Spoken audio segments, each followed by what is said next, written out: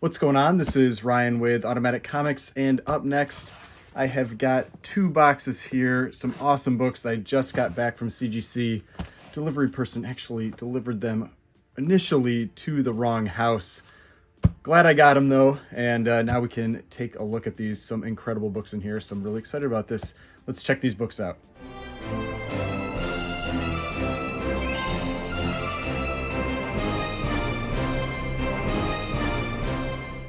All right, so before we get started, please remember to hit that like button and hit the subscribe button if you'd like to see more content like this. So this was a little nerve-wracking at first. The packages, I had a vacation hold put on my stuff that was being delivered from FedEx, and all the packages were supposed to be delivered, and they weren't. I saw the FedEx delivery person, and they went somewhere else in the neighborhood, and I went outside because I was expecting these packages, and I spoke up to the delivery driver and I was like, hey, are you supposed to be delivering something to this house? And that's, they looked a little confused at first, and that's when they realized they had delivered all of these boxes to the wrong house. And it was all signature confirmation, and so they just left them on that porch, and like happens all the time, they were just faked my signature, which is really frustrating that that's what happens. But he realized what he had done. He went and got the packages, brought them over to my house. Then he had me sign for them, which I thought was kind of funny. But yeah, they ultimately got here. It was these two boxes from CGC as well as two other boxes that I had. And but this video, we're just going to do these two boxes. And there are some incredible books in here from CGC that I got. 4 of them are reholders, so hoping I got the same grades back because I wanted the pedigree labels on them, and 3 of them are a standard submission that I sent in. But before we get into these, we're going to talk about the sponsor of this video, the comic book presser. If you've watched my CGC unboxings on this channel, almost all of those books were pressed and cleaned by the comic book presser before getting graded by CGC. He does incredible work on all kinds of books. I've had him press Golden Age books from 1940 all the way up to moderns from 2020, Silver Age magazines, and everything in between. He has very reasonable prices and is also a CGC certified dealer and will pass his savings on to you if you have him submit your books through him. If you're looking to get some books pressed and clean, make sure to check him out on Instagram and through his website. His contact information is in the details of this video. All right, so we're back. So now let's get into these boxes. Which one do I want to do first? Let's do the standard submission first, because I thought this was interesting because this should have been the first box that I got back from all of this. I sent in one submission that had 2 reholders. One was the high value reholder, one was the regular reholder. I had a fast track economy, and I had a standard. Standard should have come back first. It was actually the last one. On their site, it's just supposed to be 10 business days from when they open it to when they ship it out. They opened it on February 28th. It was almost 2 months. I don't know what happened, if they were just stuck in a corner somewhere or what, but eventually they did grade them. They got them sent out, and I have actually checked the grades on these, so this one is not going to be a surprise like usual. The reason being that one of the books that's in here is not mine. One of the books actually belongs to the person that I did that big trade with, that I've had the videos going out about recently. Like I had said, as part of that trade, there were 2 books that I sent in that are actually coming back that I'm keeping, that were his, that we ended up working out as part of that trade. But I also sent in a couple books that are his that aren't coming back to me, that are going to him. And one of them is in this box. And I talked to him, and he said it was cool if I showed it, because it's a really cool book. I mean, it would have been cool if this one was part of that trade, but this is a really cool book, and I thought it'd be fun to show this one. It's also a very annoying mistake that I made in here, something that I missed on my submission. But it's okay, not the end of the world. So first thing, so there's 3 books in here in this standard submission. If you're not familiar with standards, I think it's like $80 for the submission. I have the tier that I get 10% off, so it's like $72, and it's the one that they are now, I think they're increasing the price to $85 with the recent CGC announcement where they got rid of the Express tier, and then they increased prices for basically all the other tiers, and I think standard went from $80 to $85.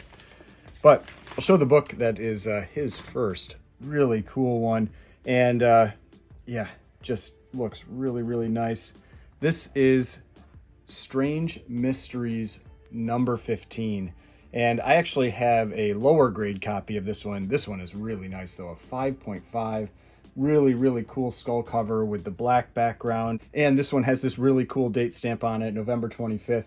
It also has a 51. I'm not sure what that's referring to because this book is from 1954. So the stamp would have been in 1953. But yeah, really cool skull cover. You know, the black background, the good girl art woman in the red dress on the front. And yeah, not a book that you see very often, especially not one that you see in a really nice grade like this. I had estimated this book, since I was submitting these for him, I'd estimated it as a 5 to a 5.5. Thought maybe it had an outside chance at a 6, but it got that 5.5. But yeah, really nice book, incredible grade for this one. So 1954, black cover, you know, they show everything, and this one presents really, really well. Very minimal creasing or anything like that on this cover. So great presenting copy of Strange Mysteries number 15. All right, now second book here. This was one that I used I've talked about this recently, how I've had the damage to the spines, that kind of thing. I used my little sticky note trick with this one because this one was just barely holding on, and it is still holding on. I'm so glad about that.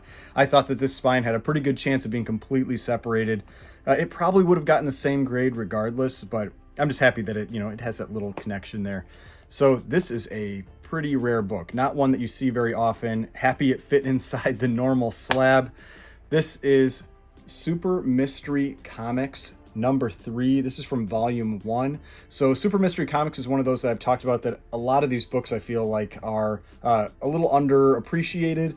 They have this weird numbering where they'll have multiple volumes. Now, volume 1 doesn't say which volume it is because it's just the first volume, but there are a bunch of volumes after that, and it makes the numbering, I feel like it's always a little trickier when people are talking about the books.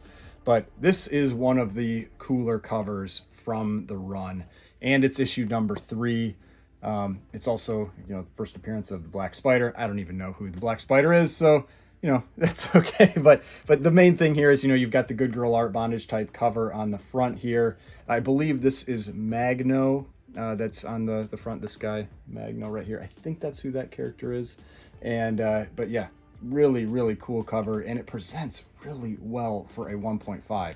And the reason is that this book is split all the way from the bottom to here, and then the top to here. It is held together by this little piece right there.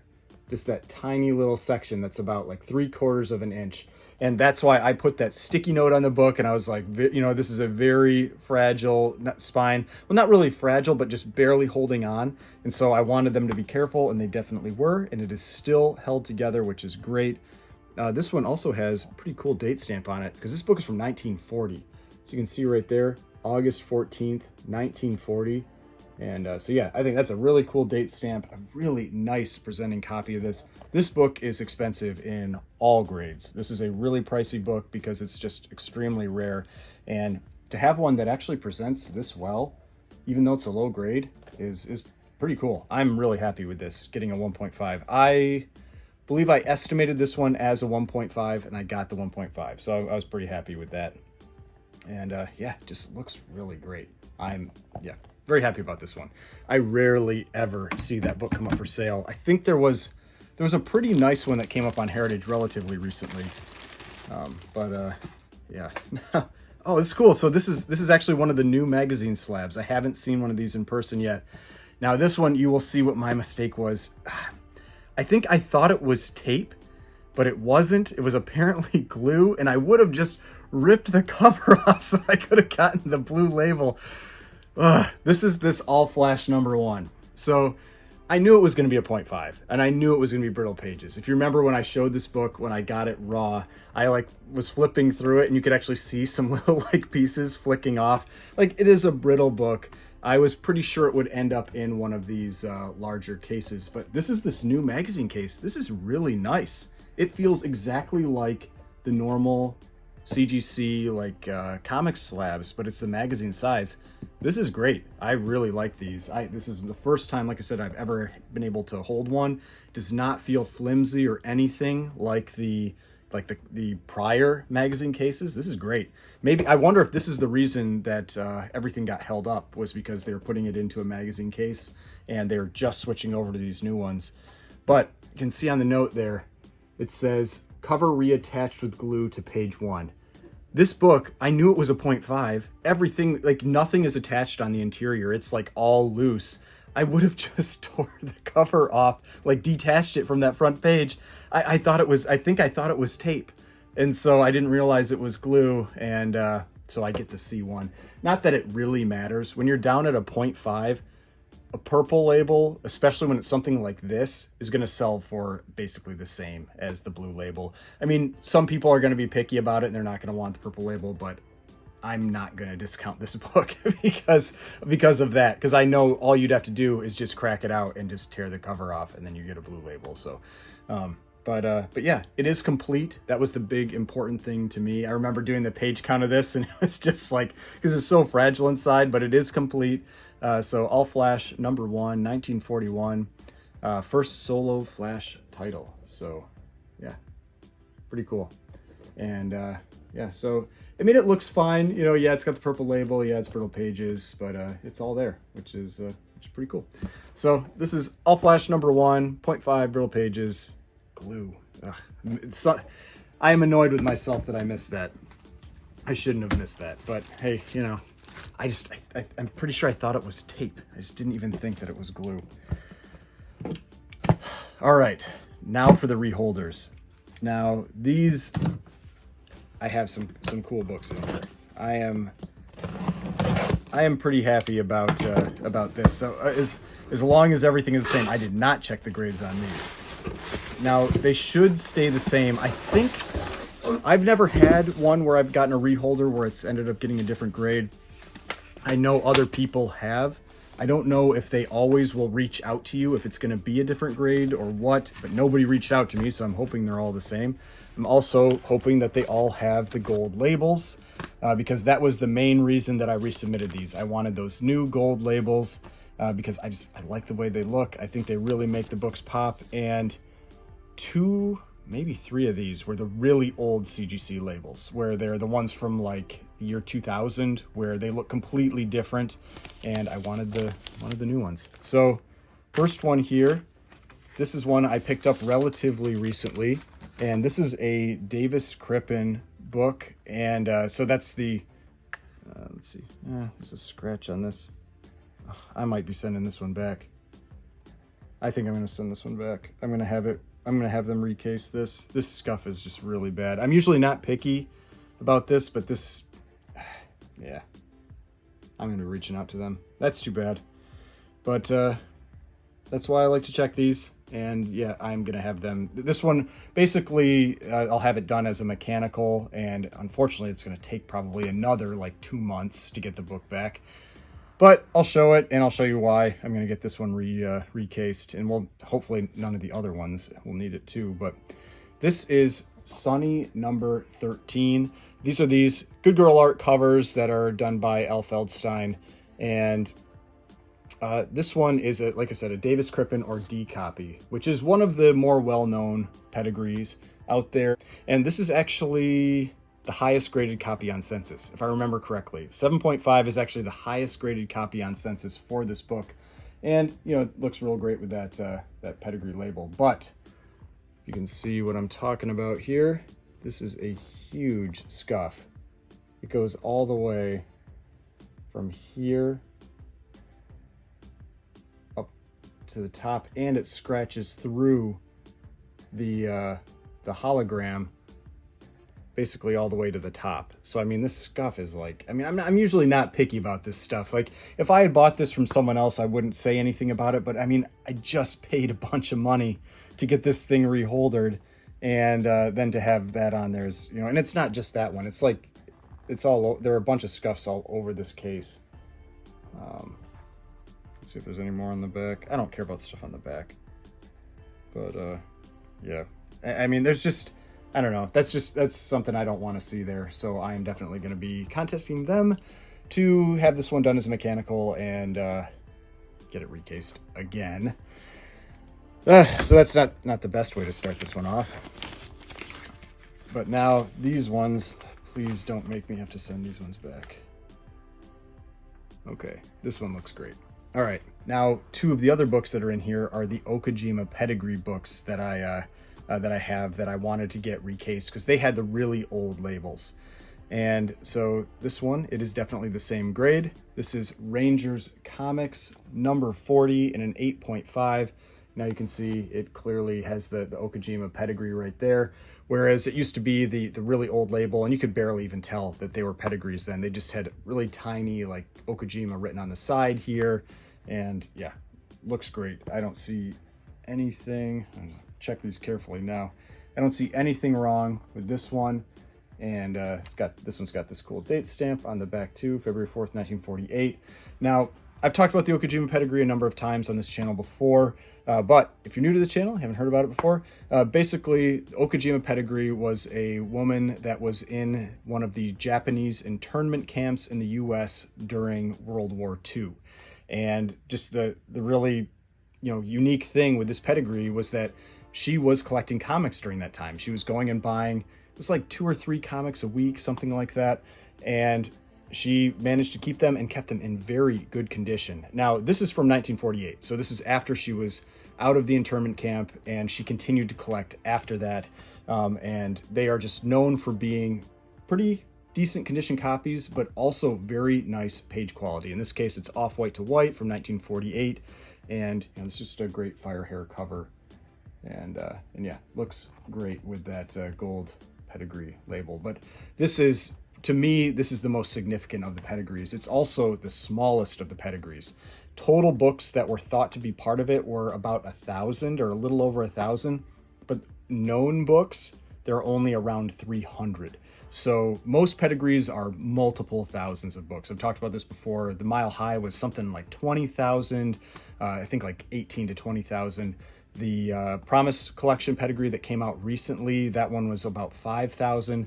But this one, in reality, that you can actually find are like 300. Because not all of them have identifying marks on them. The ones that are from later, like this one from 1948, they don't have any identifying mark that tells you it's from the Okajima pedigree. The only way that you know was that about 1/3 of them were sold to a specific dealer, and he took detailed notes about them, and so that was able to be used to pedigree those books. And so that's why these ones, if this book was just out in the open raw, nobody would ever know that this is from that pedigree, except for the notes that dealer took. So that's why it's just such a small pedigree, and it's so hard to come across copies of them, and they tend to sell for a pretty big premium because of that. Now, let's see if the next one's going to be the other Okajima. Yes. All right. Now, this was the book that I picked up very recently. I picked this one up from his Instagram channel. It's called Prince of Cheese, and he pulled this book out on a live claim sale, and I couldn't believe it.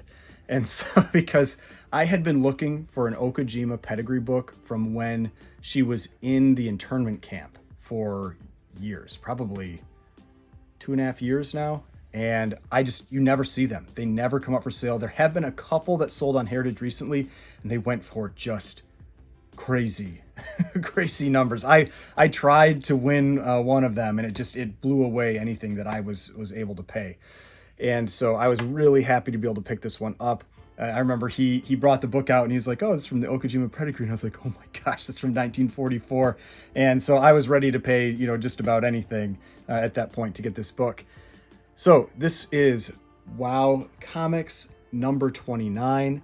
And it is a 6.0, and I was talking about the page quality. This is a white pages copy. You can see Okajima pedigree. Now, this one does have one of the identifying marks on it. They were known to have marked them with this letter and number combination. This one has the 4G. Now, they also, in this era, often had Okajima written, like right here. But I think probably because this is a black cover, that they didn't do that, because it wouldn't show up. And so I think that's probably why this one doesn't have it.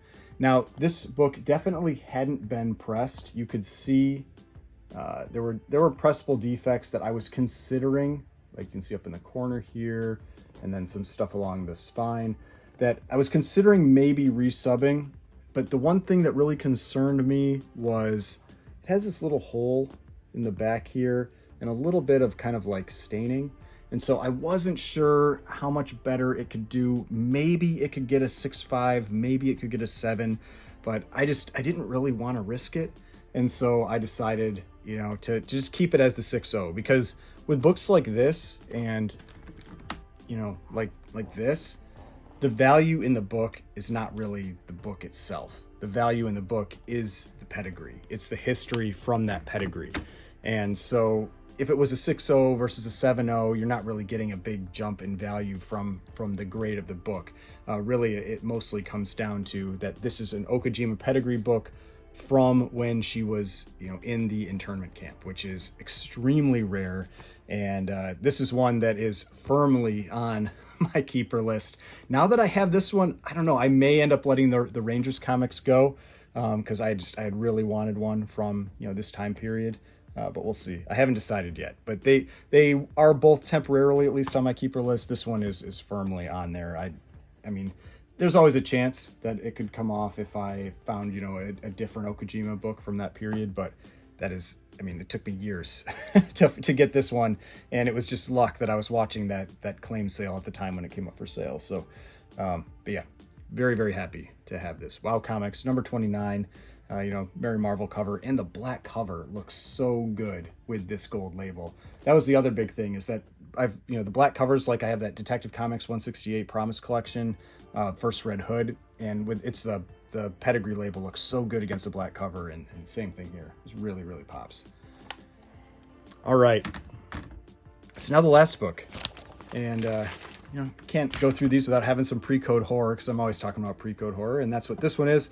This is from the Bethlehem pedigree. Now, the Bethlehem pedigrees are typically very easy to identify because they have this, they all have this Bethlehem, Pennsylvania stamp that's on the back, which this one does. And so this is Eerie number 5. So this is a pre-code horror cover, a title from Avon. And the fun thing about these is that a bunch of the issues from this run have this exact same woman in this exact same position on the cover. They change her hair to blonde later on, and a couple issues later, but she's, you know, got the black hair with the red top in this one, and they just changed the hair to blonde later. But really cool mummy cover. You don't have very many mummy covers for the pre-code horror. We were talking about that in the pre-code horror videos that I did with Drew at Como Comics and Mickey at Swagglehouse Comics, that you just don't see too many mummy monster covers, and so that's pretty unique here for this one. The other thing that I always like to point out is that this is not a dust shadow at the top. It's just, this is the design. This is the color of the book. Because I remember the first time I saw a copy of one of these, I actually thought it was maybe a dust shadow at the top. It's actually just the design of it. But a 6.5, pretty nice grade. What is it? Creamed off white pages, Bethlehem pedigree. And yeah, just a really cool pre-code horror book. And it's got this date stamp on the back as well.